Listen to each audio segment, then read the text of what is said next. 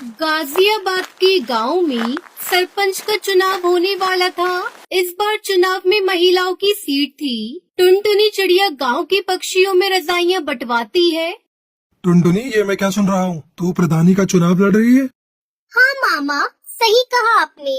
लेकिन ये चुनाव के चक्कर अच्छे नहीं होते। ये सब तो पैसों का खेल होता है बेटा। हमारे पास तो इतने पैसे भी नहीं है। मामू, आप फिक्र मत कीजिए, मेरी कालू कौवे से बात हो गई है। वो कह रहा था कि चाहे जो भी हो जाए, जो गांव की पुरानी प्रधान सुंदरी देवी को वो प्रधान बनने नहीं देगा, क्योंकि उसने कभी गांव में किसी का भला नहीं सोचा। वो सिर्फ अपने बारे में सोचती है। बात तो तू सही कह रही है। वह जब से प्रधान बनी है, उसने आज तक किसी भी जंगल वाले की कोई मदद नहीं की। बस अपनी कोठी गाड़ियाँ यही बनाती गई है। लेकिन एक बात बता, हम पैसे कहाँ से लाएंगे?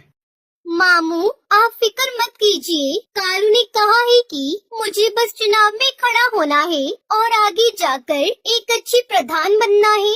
बाकी सारे पैसे तो वही लगाएगा। अगर ऐसी बात है तो ठीक है, तू जरूर लड़। बस हमारे घर की इज्जत का ध्यान रखना बेटा, क्योंकि तेरे माँ बाप ने जाते समय तुझे मेरे ही हाथों में सौंपा था। आप बिल्कुल फिक्र मत कीजिए, मैं कोई गलत काम नहीं करूँगी। दूसरी तरफ कालू अपने दोस्त जग्गू कालिया के साथ खेतों में सोया होता है और वो नींद में बड़बड़ाता है।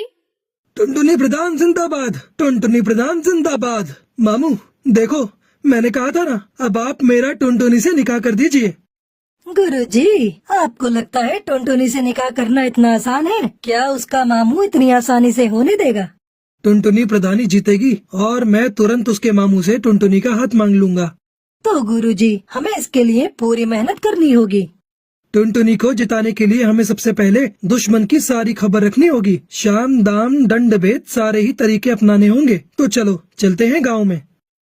दूसरी तरफ बबली कबूतरी अपने घर के दरवाजे पर बैठकर अपनी बहन से कहती है, मैं नहीं लड़ रही है चुनाव। तू ऐसे क्यों कह रही है? तू तो पर्चा भर के आई है। पर्चा तो भर आई हूँ, लेकिन अब सोच लिया है कि मैं कोई चुनाव नहीं लड़ूंगी। मैं अपना नाम वापस ले लूंगी। बहुत हो गया ये रोज का नाटक। कालू बाहर खड़ा होकर सब सुन रहा होता है। अगर ये चुनाव नहीं लड़ेगी तो हमारा तो बहुत नुकसान हो जाएगा। बबली प्रधान जिंदाबाद, बबली प्रधान जिंदाबाद। गुरुजी, जब आपने इसे प्रधान बोल ही दिया है तो जरूर जीत जाएगी। फिर बबली और उसकी बहन लूसी दोनों बाहर आते हैं। अरे मैं नहीं लड़ रही चुनाव, हमारे घर में तो रोज की लड़ाई है। मुझे एक बाबा ने बताया है कि बबली के घर में प्रधानी जानी चाहिए, और तू ये सोचती है कि प्रधान बन जाएगी तो घर का काम कौन करेगा? अच्छा तो ये बात है, लेकिन अगर मैं चुनाव में हार गई तो ना घर की रहूंगी ना घाट की। तू तो रही पागल की पागल। तेरा कुछ नहीं हो सकता। तेरे को बोलकर कोई फायदा नहीं। मैं जा रहा हूँ। रुक जा, इतने विश्वास के साथ बोल रहा है तो मैं जरूर लड़ूंगी चुनाव। ये हुई ना बात। अब तेरी बात में कुछ वजन लग रहा है। मुझे तेरी सीट को मजबूत करने के लिए बड़े काम करने हैं। तू जल्दी से जा और 25,000 लेकर आ। 25,000 किस बात के? जो तेरे खिलाफ है उनको पैसे देकर ही तो तेरी तरफ करना होगा। मैं क्यों दूं पैसे? एक तरफ तो तू कह रहा है कि बाबा ने तुझे बताया है कि मैं ही चुनाव जीतूंगी, फिर तू पैसे क्यों मांग रहा है? बाबा ने ये भी बताया है कि तेरे दुश्मन पैसों से बड़े ताकतवर हैं और वे पैसे खर्च करके तुझे हराने की पूरी कोशिश करेंगे। अगर ऐसी बात है तो मैं पैसों में आग लगा दूंगी। अभी लेकर आती हूँ पैसे। बबली कबूतरी कालू को पैसे दे देती है। बबली प्रधान जिंदाबाद, जिंदाबाद, जिंदाबाद। अपने लिए 5-6 अच्छे सूट बनवा ले चुनाव के प्रचार में जाने के लिए। बाकी तेरे पोस्टर मैं बनवा दूंगा, उसके लिए पैसे अलग से दे दे मुझे। अलग से कैसे पैसे? 25,000 की जगह 30,000 दिए हैं। ठीक है ठीक है, पोस्टर के खर्चे का बाद में देख लेंगे। अब मुझे बहुत काम करना है, जाने दो। बबली प्रधान जिंदाबाद, जिंदाबाद, जिंदाबाद। बबली प्रधान जिंदाबाद करते हुए वो वहाँ से आगे निकल पड़ता है। कालू पूरा माहौल बना देगा, तुझे प्रधान भी बनवा देगा। गुरुजी, कमाल हो गया। 1 मिनट में 30,000। चलो सुंदरी प्रधान के घर। सुंदरी प्रधान जिंदाबाद, जिंदाबाद, जिंदाबाद। सुंदरी प्रधान जिंदाबाद।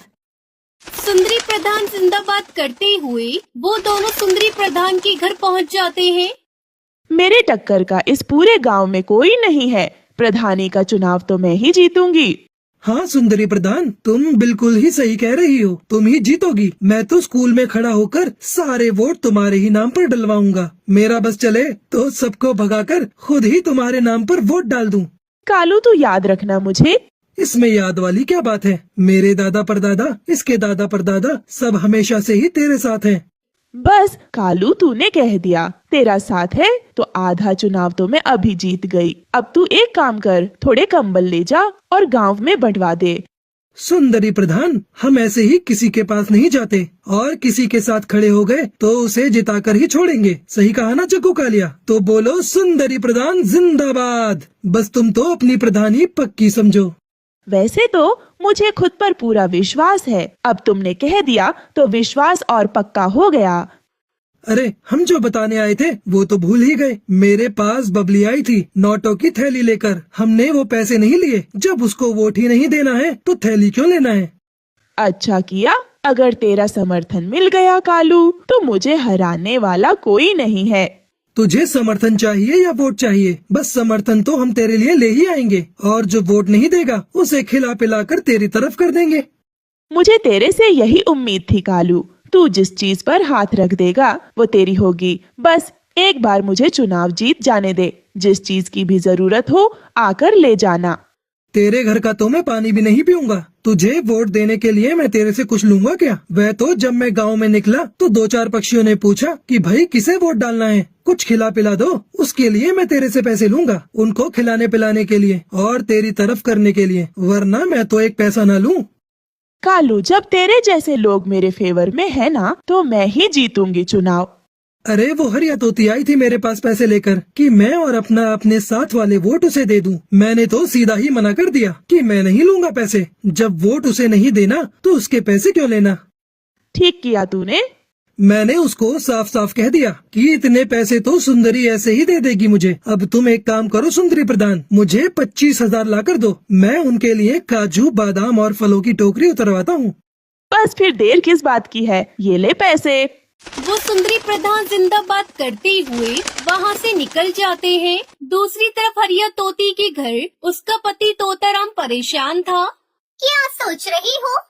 मैं यह सोच रहा हूँ कि तू इस बार चुनाव मत लड़। क्यों न लड़ू चुनाव? मेरी बात हो गई है, सारा गांव मेरे साथ है। अरे 2 बार तो मैं भी चुनाव लड़ चुका, देख हार के बैठा हूँ। तुम हार गए लेकिन मैं तो जीतूंगी। अरे रहने दे, तू क्यों घर को बर्बाद करने पर तुली हुई है?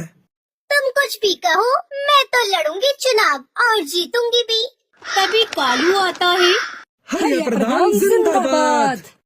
देखो, कालू खुद मेरी जी-जी-कार करते हुए आ रहा है और ये जिसके पीछे लग गया वो तो जीत ही गया समझो। अरे तोताराम, क्या बात हो गई? दुखी क्यों हो? क्या बताऊं तुझे, 2 बार चुनाव लड़ा और हार गया। अब ये चुनाव लड़ने को कह रही है, बात ही नहीं मान रही मेरी। अब हार की बात करेगा तो हारेगा ही। जीत की बात कर, जीत की। पीछे मुड़कर देखना छोड़ दे और आगे की तरफ बढ़। कौन समझाए? ये तो पुरानी बात पकड़ कर ही बैठे हैं। मैंने कहा जिसके साथ कालू हो उसकी तो जीत ही होगी। अब तुम्हें क्या बताऊं, 3 बार आ गए मेरे घर पर 30,000 40,000 लेकर। कह रहे थे कि तुम बस चुनाव जितवा दो, पैसे चाहे कितने भी लग जाएं। तूने किसी को हाँ तो नहीं करे? ऐसे कैसे हाँ कर देता? ऐसी गालियां दी, अगर तू सुनती तो तेरे कानों से खून आ जाता। बिल्कुल सही किया तूने। मैंने तो बोल दिया कि तू 30 लेकर आई है, 40 तो हरिया मुझे ऐसे ही दे देगी। इतने पैसे तो नहीं दे पाऊंगी। कितने पैसे दे पाएगी? बताओ जी। क्या बताऊं, 15,000 दे दे कालू को। ठीक है, ये तो हमारे घर की बात है। बाकी के पैसे बाद में दे देना। और एक बात बता दूं, ये पैसे मैं अपने लिए नहीं ले रहा, लोगों की खुशामद के लिए ले रहा हूँ, ताकि उनका वोट तेरे नाम पर डलवा सकूं। मुझे क्या करना है पैसों का? वोट के लिए तो हमने दारू मंगा रखी है। अरे बेवकूफ, जो दारू नहीं लेता उनके लिए कुछ और मंगवाना पड़ेगा। बस ये पैसे उनमें ही खर्च करूँगा। ठीक है, पैसे ले जा और दारू की बोतल भी ले जा और बना दे हमारे नाम का माहौल पूरे गांव में। कालू और जग्गू कालिया हरिया प्रधान जिंदाबाद करते हुए वहाँ से निकल जाते हैं। कुछ दिनों बाद बबली अपनी बहन से कहती है, मुझे बाकी किसी से डर नहीं है, सिर्फ टुनटुनी से डर है। बिना पति के इलेक्शन लड़ रही है। गांव के सारे मर्द पक्षी तो इसे ही वोट देंगे। तुम फिक्र क्यों करती हो? वैसे भी ये अपने गांव की है नहीं, ये इसके मामा का गांव है। इसकी सीट तो कैंसिल ही कर देंगे। वोटिंग का दिन आता है और गांव में वोट पड़ते हैं। सुनो गांव वालों, हमारे अधिकारी जी ने वोटों की गिनती कर ली है। अब वह परिणाम की घोषणा करेंगे। गांव वालों, टुनटुनी 103 वोटों से आगे है और वह गांव की प्रधान घोषित की जाती है। टुनटुनी कालू सब नाचने लगते हैं। गांव वालों, हमें पंचायत बुलानी होगी। यह चुनाव गैर कानूनी हुआ है। हाँ हाँ, सही कहा तोताराम ने। ये चुनाव गैर कानूनी है। टुनटुनी तो इस गांव की है ही नहीं, फिर ये चुनाव कैसे लड़ सकती है? गांव की चौपाल पर पंचायत बिठाई जाती है। गांव वालों, तोताराम का ये कहना है कि टुनटुनी इस गांव में गलत तरीके से चुनाव जीती है, क्योंकि वह इस गांव की है ही नहीं, इसलिए चुनाव दोबारा होंगे। क्यों होगा दोबारा चुनाव? मैं प्रधान बनी हूँ, मुझे जिताने वाले गांव के पक्षी ही है। हम पागल हैं जो हमने चुनाव के लिए 10 बीघा जमीन बेच दी। मैंने कोई गैर कानूनी तरीका नहीं अपनाया है। चुनाव लड़ने या जीतने के लिए मैं इस गांव की हूँ। मेरा निकाह इस गांव में हुआ है और इस हिसाब से मैं यहाँ चुनाव लड़ सकती हूँ। किसके साथ हुआ है तेरा निकाह? हमें भी तो बता। कालू से हुआ है मेरा निकाह, मैं झूठ नहीं बोल रही। गांव वालों, मेरी बात सुनो। ये चुनाव सही तरीके से हुआ है, क्योंकि प्रधान बनने के बाद किसी को अपनी कोठी बनवानी थी, किसी को फॉर्च्यूनर खरीदनी थी, तो किसी को अपनी बेटी की शादी करनी थी। सबको सिर्फ अपने बारे में ही फिक्र थी। गांव की भलाई की तो किसी को पड़ी ही नहीं थी। इसलिए मैंने इस गांव की भलाई के लिए टुनटुनी से निकाह किया। सबके सामने बोलता हूँ, ये गांव का काम करेगी और विकास भी करेगी। अगर ऐसा नहीं हुआ तो मैं खुद टुनटुनी से उसका इस्तीफा दिलवाऊंगा।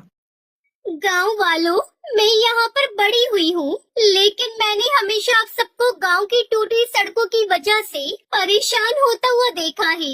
इस गांव में 5वीं क्लास के बाद कोई स्कूल नहीं होने की वजह से बच्चों को इतनी दूर पढ़ाई करने के लिए दूसरे गांव में उड़ता हुआ देखा है।